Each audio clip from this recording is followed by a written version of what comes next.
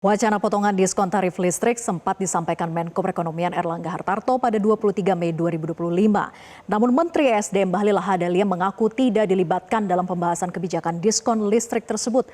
Lalu mengapa Menteri Bahlil mengaku tidak tahu soal kebijakan penting itu? Kita akan membahasnya bersama dengan anggota DPR Komisi 6 DPR RI Herman Hairun dan Direktur Eksekutif Center of Reform on Economics Muhammad Faisal. Selamat malam Pak Herman dan juga Mas Faisal. Selamat malam. Selamat malam. Baik, terima kasih sudah bergabung. Saya ke Pak Herman dulu. Pak Herman, sudah diumumkan sejak 23 Mei oleh Menko Perekonomian, namun Menteri ESDM mengaku tidak tahu, tidak dilibatkan. Apa yang terjadi dari analisa Anda? Ya, saya kira memang pilihan ya. Stimulus ini kan dimaksudkan untuk menjaga daya beli masyarakat dan kemampuan masyarakat di dalam survive di dalam kehidupannya, dan tentu pada akhirnya ingin menjadi pengungkit untuk pertumbuhan ekonomi. Jadi banyak pilihan. Jadi kalau ada 5 stimulus yang telah diumumkan oleh Menteri Keuangan, ya tentu inilah pilihannya. Kalaupun kemudian menarik kepada polemik yang ada antara Menteri Perekonomian dan Menteri SDM, tentu yang saya katakan bahwa ini menyangkut persoalan teknis. Karena bagaimanapun kebijakan terhadap subsidi ataupun terhadap diskon tarif di listrik ini ya sangat bergantung juga terhadap Menteri Teknis Kementerian SDM. Saya pernah menjadi pimpinan Komisi 7 dan tentu itu kan harus dibicarakan juga di DPR. Karena ini kan terkait dengan kompensasi, berapa jumlah besaran, berapa jumlah sasaran, itu kan adanya di Kementerian Teknis. Nah, kalau kemudian bahwa apa yang disampaikan oleh Menteri Keuangan terkait dengan pergantian dari yang telah diumumkan sebelumnya oleh Menko Perekonomian bahwa diskon tarif listrik Juni-Juli ini kemudian dipindahkan alokasinya kepada penambahan penambahan stimulus ataupun tambahan untuk kepada pekerja yang di bawah 3,5 juta per bulan. Saya kira ini kan pilihannya. Yang terpenting bahwa ada rumusan yang tentu ini bisa menentukan bahwa stimulus ini mampu untuk mendongkrak pertumbuhan karena daya beli masyarakatnya bisa terjaga.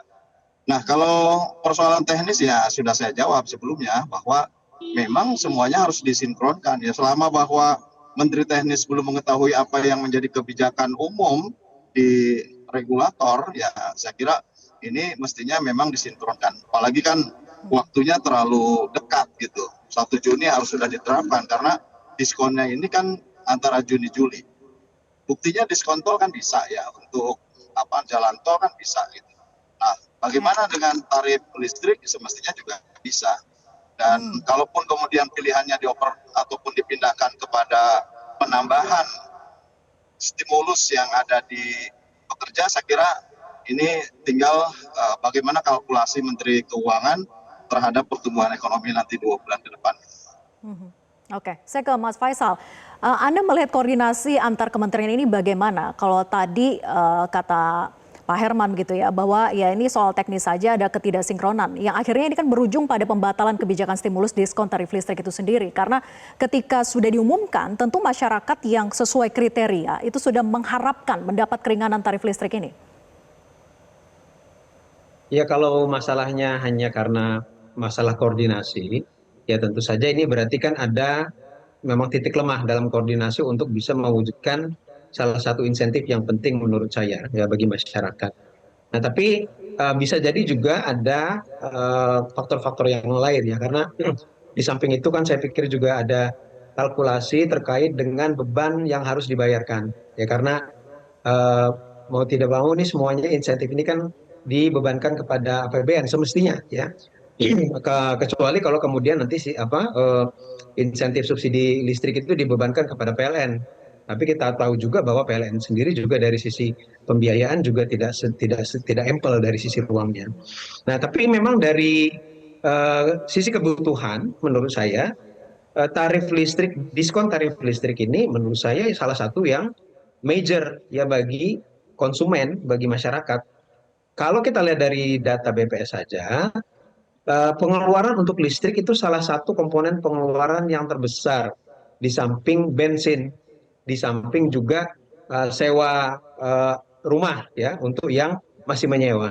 Nah, jadi di antara yang besar. Sehingga kalau ada diskon, kemudian ini tentu saja maknanya besar bagi yang menerima. Apalagi diskonnya 50%. Sebagaimana juga waktu di awal tahun, diskon 50% itu cukup besar, bahkan kita bisa lihat dampaknya terhadap deflasi itu juga akan besar ya.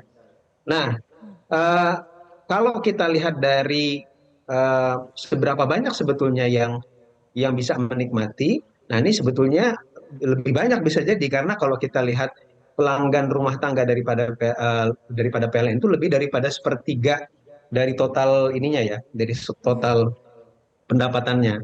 Dan sebagian besar dari pelanggan rumah tangga itu adalah yang memang di 1.300 volt ampere ke bawah. Gitu. Jadi memang banyak di situ gitu. Sehingga ketika ada potongan di satu sisi, ini beban dari sisi penganggaran atau pembiayaannya itu juga jadi cukup signifikan, tapi di sisi yang lain manfaat itu juga cukup besar. Dan satu kelebihannya sebetulnya kalau diskon tarif listrik ini adalah begitu dia diterapkan, dia bisa langsung mengena pada si targetnya, si beneficiariesnya. Tanpa menurut saya dari sisi ketidaktepatan sasarannya itu relatif lebih rendah dibandingkan katakanlah Ya. pembagian bansos atau bantuan subsidi upah yang dari sisi dan itu mengandalkan data ya, bergantung datanya itu didapat dari mana, valid atau tidak, dan kita tahu juga dari bansos sendiri selama ini sampai dengan sekarang kan juga banyak ketidaktepatan sasarannya. Nah, sementara kalau tarif listrik ini kan langsung tercatat karena datanya divalidkan oleh PLN dan relatif kalau misalkan sudah diberlakukan ya sesuai dengan data pelanggan daripada PLN itu yang mendapatkan gitu. Jadi kalau saya melihat dari magnitude daripada manfaat maupun dari sisi ketepatan sasaran justru yang tarif listrik ini bisa jadi lebih efektif dibandingkan bantuan subsidi yang lain. Ya ini kan diganti begitu ya yang dikatakan oleh Menteri Keuangan Sri Mulyani, diganti dari diskon tarif listrik yang dibatalkan menjadi subsidi upah yang mana gajinya itu atau di bawah UMR 3,5 juta rupiah.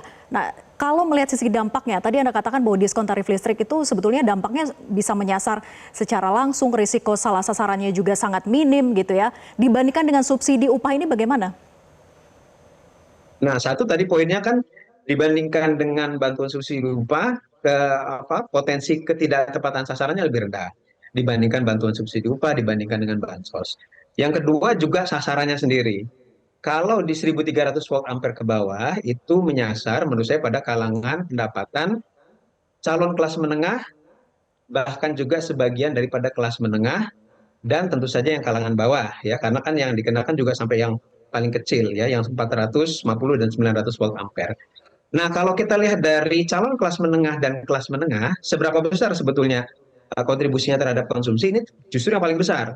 Kalau secara nilai, dia hampir 85% atau sekitar 84% yang berkontribusi terhadap total konsumsi rumah tangga di Indonesia itu adalah kalangan calon kelas menengah dan kelas menengah.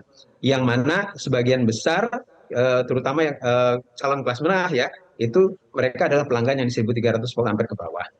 Nah, adapun bantuan subsidi upah yang untuk pendapatan 3,5 juta rupiah ke bawah, ini menurut saya lebih banyak di calon kelas menengahnya daripada kelas menengahnya. Karena ini kan diberikan bukan per kapita, bukan per orang, tapi per keluarga. Jadi anggaplah misalkan yang 3,5 juta ke bawah itu punya anggota keluarganya ada 4. Ya berarti kan itu sebetulnya kalangan yang calon kelas menengah maupun yang di bawahnya yang rentan miskin. Begitu. Nah, apalagi kalau kemudian nilai bantuannya juga tidak terlalu besar ya kalau dari beberapa sudah disampaikan katakanlah sebulan 300.000 berarti 2 bulan 600.000 yang menurut saya sih tidak terlalu banyak sebetulnya mengangkat dari Signifikan. sisi konsumsinya menurut saya. Ya, karena hanya berlaku untuk bulan Juni dan Juli saja gitu ya. Tujuannya memang 2 untuk bulan menggenjot, saja betul. iya, menggenjot di kuartal 2 ini. Saya ke Pak Herman lagi. Pak Herman, bukan hanya soal ketidaksinkronan, tetapi juga menyoal penganggaran yang lambat begitu, yang dikatakan oleh Ibu Sri Mulyani. Dari sisi APBN sebetulnya, apakah tidak sanggup ditambah dengan bebannya untuk subsidi listrik, karena subsidi listrik ini jumlahnya sangat besar jika dibandingkan dengan stimulus lain?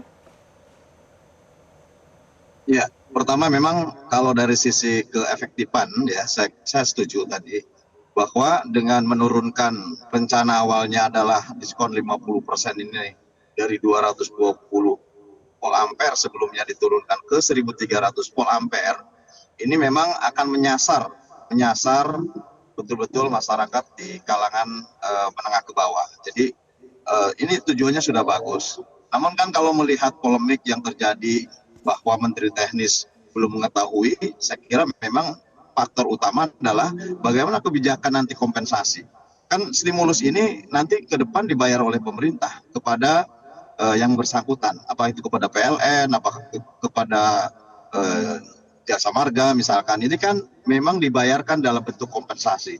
Nah, kalau tadi dikatakan oleh Menteri Keuangan bahwa yang untuk tarif listrik ini ada keterlambatan dalam perhitungan pembiayaan, saya kira ya dipastikan demikian karena otoritas di dalam menghitung terhadap kebutuhan kompensasi kepada PLN ya tentu ada di Kementerian SDM. Nah, kalau Pak Bahlil sendiri tidak mengetahui ya dipastikan menurut saya ini ada persoalan yang belum sinkron gitu. Nah, kalau PLN apakah siap? Menurut saya kapan saja siap karena secara reguler ya PLN juga melakukan penagihan, melakukan pencatatan dan penagihan sehingga menurut saya tidak ada masalah gitu.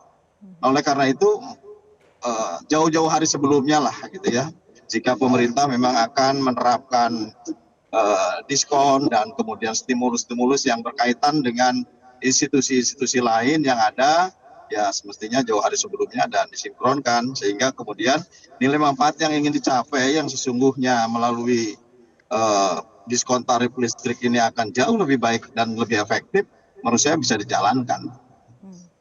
Baik. Terima kasih Pak Herman dan juga Mas Faisal atas diskusinya. Selamat malam.